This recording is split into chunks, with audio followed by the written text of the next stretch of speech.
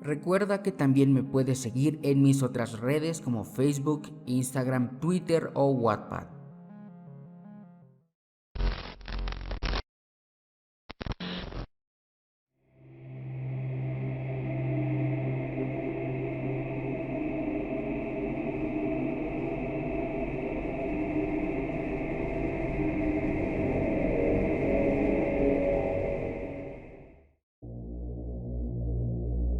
Soy un vampiro.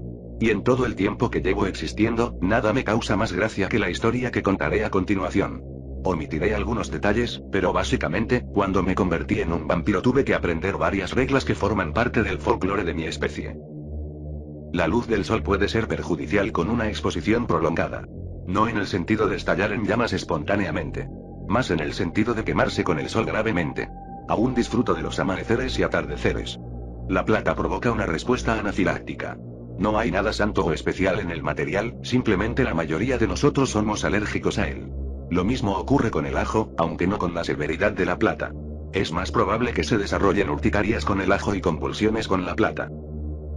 Beber sangre es, por supuesto, algo que hacemos, y la mayoría de nosotros nos hemos vuelto bastante exigentes con las personas de las que nos alimentamos. Así que es poco probable que te topes con uno de nosotros. No poder entrar en una vivienda sin permiso, es otra falsedad que debo expresar. Sin embargo, diré que tenemos buenos modales cuando se trata de las viviendas de otras personas, y aceptamos invitaciones cuando se nos conceden. También se nos conoce por entrar a la fuerza si sabemos que hay alguien dentro que puede haber visto algo que no debería. La regla que deseo discutir, y que me parece tan graciosa, es la del símbolo sagrado. La mayoría de las veces se representa como un crucifijo o una cruz. Cualquier símbolo sagrado servirá en realidad. Sin embargo, hay una sola advertencia que contaré a modo de anécdota. Un amigo y yo estábamos de vacaciones en una parte de Suecia, el invierno pasado. Nunca habíamos visto auroras boreales, y Suecia es un lugar divertido para visitar. Así que encontramos un pequeño pueblo cuyo nombre me elude, cerca de la costa, y alquilamos una habitación de una encantadora pareja. Mientras arreglaban las cosas con la habitación, salí a escondidas para un refrigerio, ya que había sido un largo vuelo. La sangre sabe lo mismo para nosotros que para los mortales. Diría que la mayor diferencia es que el sabor es bastante agradable para nosotros. Rastreé una fuente de alimento, caminando sola por uno de los pequeños caminos del pueblo. Me abalancé y la agarré del brazo. Ella se zafó instintivamente con fuerza, girándose y cayendo al suelo. Di unos pasos hacia ella y me detuve al ver el crucifijo que colgaba de su cuello. Pensé que en ese momento ardería en llamas, pero no fue así. Entonces me acerqué a ella nuevamente y terminé con su vida, clavando mis colmillos en su cuello. Me tomé mi tiempo para alimentarme. Me gustaría decir que prefiero no matar a nadie, ya que esto despierta sospechas y hace la vida generalmente más difícil para los de nuestra especie. Mientras revisaba su cuerpo, las cosas habituales, identificación, dinero, y demás, encontré su símbolo sagrado. Una simple cruz de madera tallada artesanalmente. La tomé y me sorprendió en gran medida que no hiciera ningún efecto en mí. En otras ocasiones, ni siquiera puedo acercarme cuando alguien empuña una cruz frente a mí. Pero en esta ocasión, fue diferente. Guardé la cruz en el bolsillo y dejé su cuerpo al lado del camino. Con suerte, no sería encontrado hasta dentro de unas semanas. Volví a la habitación y le pedí disculpas a mi amigo, ya que tendríamos que irnos antes de que encontraran el cuerpo. En el coche, mi amigo soltó un suspiro y preguntó qué había pasado. La explicación fue corta y tenía curiosidad por el colgante que había tomado. Cuando estábamos seguros en la carretera hacia Noruega, lo saqué y se lo mostré. Mi amigo lleva menos tiempo que yo siendo vampiro, y aún sigue aprendiendo todas estas reglas. Así que me preguntó lo que cualquiera me hubiera preguntado. ¿Por qué no nos hace daño? Bueno, eso es justo lo que me hace reír. Un símbolo sagrado solo tiene poder cuando está en posesión de un fiel. Antes de esto, no recuerdo la última vez que un símbolo sagrado fue empuñado contra mí por un verdadero creyente. Tomé nota mental de ello esta vez, porque los fieles se han vuelto pocos y distantes entre sí. Tengo que decir que, quienquiera que fuera esa joven de la que me alimenté, dudo que creyera realmente en Jesús. Aquí la pregunta es, ¿tú crees en él?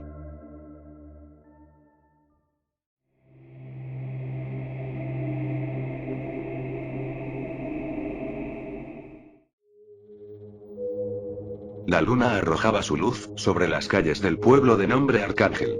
Pájaros y ardillas anidaban en los altos árboles que rodeaban la ciudad. Mapaches, ciervos y ranas habitaban el suelo del bosque. Ellos dormían, pero la gente de Arcángel no lo hacía. Estaban sentados, temerosos en sus sillas. Otros yacían erguidos en sus camas, o apoyados contra las puertas de entrada de sus casas. Ninguno hablaba, ninguno se movía.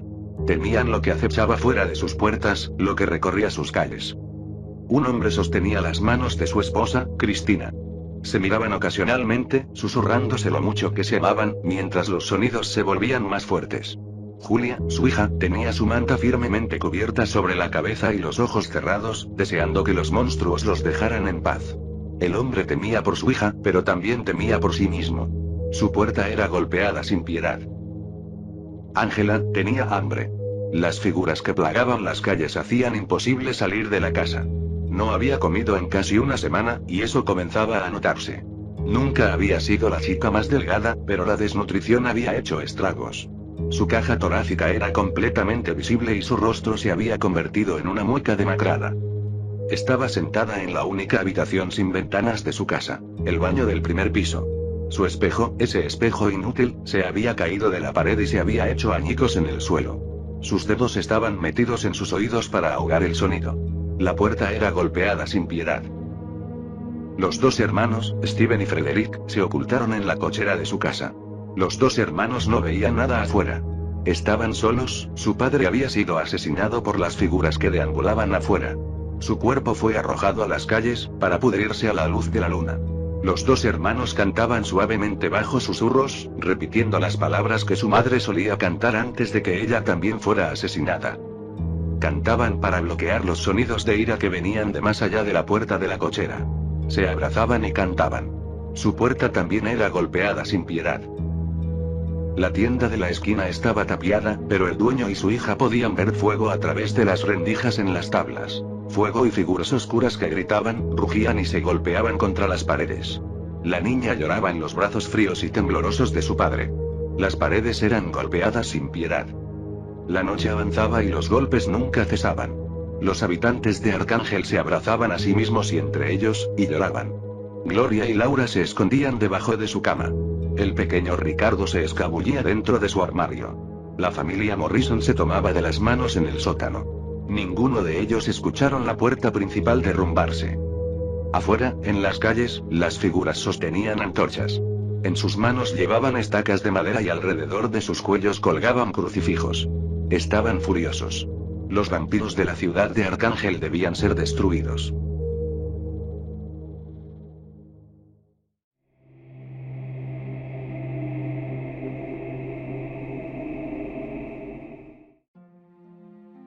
Los hermanos entraron en la oscuridad del escondite de la criatura, cuidadosa y lentamente, para que la gruesa y pesada puerta no sonara al abrirse. Tenían que ser silenciosos. Si el guardián del monstruo los escuchaba y los encontraba, estarían condenados. Con cautela, se acercaron a la criatura nocturna que dormía. En sueños, se veía tan pacífica que era difícil comprender la agonía y el tormento que la vil criatura había traído a sus vidas. La criatura había aparecido 3 años antes. Su presencia trajo un cambio terrible, y desde entonces nada había sido igual. Las noches estaban llenas de aullidos terribles. Durante el día, la evidencia de su alboroto se hacía evidente. Paredes salpicadas de tinta en extraños patrones. Objetos destruidos. Era hora de poner fin a esta locura. Pero era una tarea peligrosa, y los hermanos tenían que ser cautelosos. No podían alertar al guardián de la criatura de su presencia. En silencio, uno de los hermanos levantó la estaca de madera y bajó la punta sobre el pecho de la criatura, lamiéndose nerviosamente los labios, mientras el otro hermano preparaba el mazo de madera. Se miraron furtivamente, asintieron, y luego el mazo cayó, golpeando la parte superior de la estaca. La punta de la estaca perforó la piel pálida y suave de la criatura y el monstruo despertó con un aullido ensordecedor de furia. Rápidamente, el mazo volvió a bajar y la estaca se deslizó entre las costillas del monstruo hasta su corazón. Sangre negra brotó de la herida y la bestia tembló y se sacudió, luego cayó en silencio. La tarea estaba hecha y la bestia destruida. De repente, la puerta se abrió de golpe y la luz inundó la habitación. Era el guardián de la bestia. Dios mío, niños, ¿qué le han hecho a su hermano?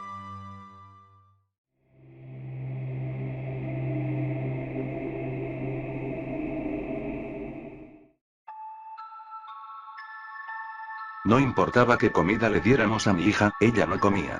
Intentamos de todo. Frutas, cereales, carne, verduras. Incluso conseguí que el doctor y las enfermeras le trajeran chocolate y dulces, pero, sin importar lo apetitoso que pensáramos que podría ser para un niño, ella siempre fruncía el ceño y apartaba la cabeza. Su madre me gritaba, me suplicaba que encontrara una solución, y me culpaba por no esforzarme lo suficiente. Pero, ¿qué podía hacer yo? Incluso el suero se volvió inútil. No puedes introducir nutrientes en el torrente sanguíneo cuando no hay pulso. De todos modos, no era culpa mía. No había nada que alguien pudiera hacer al respecto. Fue el pastor de la iglesia de nuestro pueblo, quien pensó que debíamos pedir ayuda a Dios. Deben acercarse a Dios, me dijo con una voz llena de miedo y lástima. Él es el único que puede hacer algo al respecto. Mucha gente del hospital y varios habitantes del pueblo estuvieron de acuerdo con el pastor. Pero tan pronto notaron que nuestros rezos no eran respondidos, nos abandonaron a nuestra suerte. Me dejaron con una niña que no comía, cuyo cuerpo estaba frío como una cripta sin importar cuántas mantas le pusiera encima. Durante el día, solo yacía en la cama, quieta y silenciosa como una muñeca de porcelana.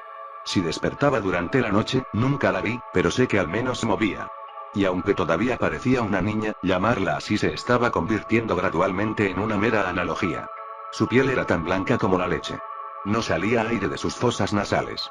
Sus uñas eran demasiado largas, horriblemente amarillas y filosas. Y seguía sin comer. Después de un tiempo, apenas podía soportar mirarla. Y al final no podía pensar en qué hacer, excepto abandonarla también. Su madre protestó y golpeó sus puños contra mí y me arañó la ropa, pero al final tampoco quería estar con ella. Así que una noche, la tomé en mis brazos y la llevé a lo profundo del bosque y la dejé a su suerte, únicamente con un collar con un crucifijo en el cuello. Pensé que había tomado la decisión correcta. Pero entonces, tiempo después, ella apareció, saliendo de las sombras oscuras del bosque de pinos como un fantasma. Estaba pálida como la luna llena sobre nosotros, mirándonos con esos ojos sin alma. Su cabello enmarañado flotaba a su alrededor en una ráfaga de viento salvaje. El dobladillo de su ropa ondeaba sobre sus pies incrustados en tierra. Pero todavía parecía la niña más hermosa que había visto. Anhelé abrazarla, y que ella me abrazara de nuevo, como antes, y decirle que todo estaría bien. Poder mirar ese collar alrededor de su cuello con esperanza en lugar de condena. Ella me miró y sonrió. Y cuando lo hizo, sentí que mi anhelo se convertía en horror. Incluso en la penumbra, pude ver la mirada sombría en sus ojos. Eran menos humanos, rojos como la llama del infierno. Y cuando sonrió pude ver lo largos que se habían vuelto sus dientes. Cerré los párpados con fuerza y me di la vuelta. Sabía que si miraba demasiado tiempo, perdería completamente la razón. Papá, llamó.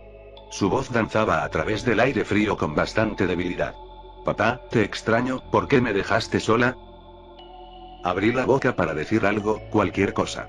Quería decir que no había nada que pudiera hacer. Que no había ciencia, medicina o rezos que pudieran ayudarla. Que no había forma posible de que hubiera sobrevivido al bosque y que simplemente no debía estar aquí. Pero no había palabras. ¿Cuál habría sido el punto?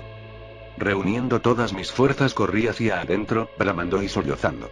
Torpemente, cerré con llave las puertas y ventanas, y apagué todas las luces. Y aunque me negué a mirarla de nuevo, sabía que todavía estaba allí afuera, mirando hacia adentro, buscando a su padre. Así es como sé, incluso mientras narro esto, que ella todavía está afuera, de pie en la sombra de ese bosquecillo de pinos. Ella ya no es mi hija.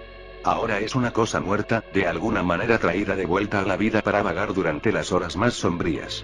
Ella es una niña que, sin importar qué comida le diéramos, no comía. Una niña que nunca volverá a comer, sino a beber.